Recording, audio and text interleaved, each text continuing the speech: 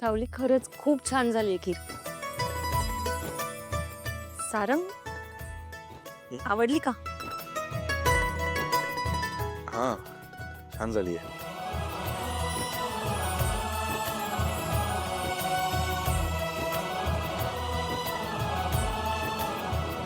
शी, ही काय घाण आहे?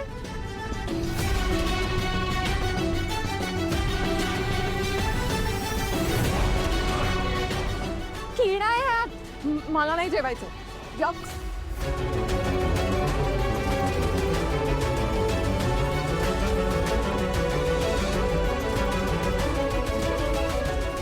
वहिनी ती वाटी दे.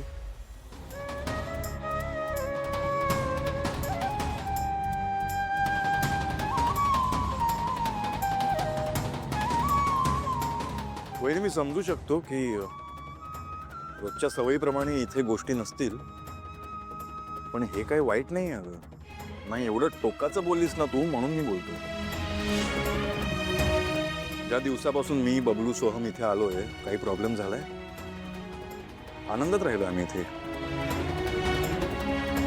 मग एवढं टोकाचं बोलायची काय गरज आहे? अमृता वहिनी पण जेवायला बसली आहे.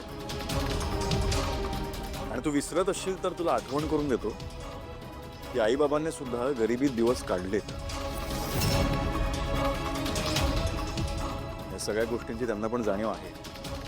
आणि आईची शिकवण आहे त्या परिस्थितीशी जुळवून घ्यायचं आणि आनंदात जगायचं.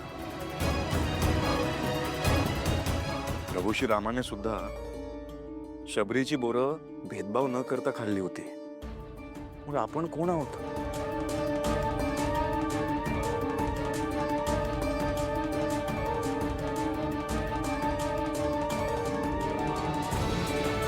ज्या मातीत आपण वाढलोय, ज्या निसर्गाने आपल्याला जगण्याची संधी दिली आहे, त्या निसर्गाबाबतीत जर चुकीची समजूत आपण करून घेतली असेल ना, तर आपण एकदा विचार करायला हवा की चूक नक्की कोणाची आहे.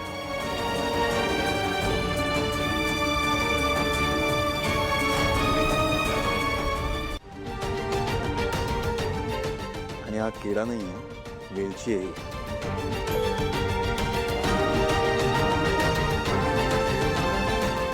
सावली, वहिनीला दुसरी वाटी दे. आणि भागवत कुटुंबाकडून मी सारंग हेंदळे तुला रिक्वेस्ट करतो, प्लीज त्यांचा पाहुणचार स्वीकार.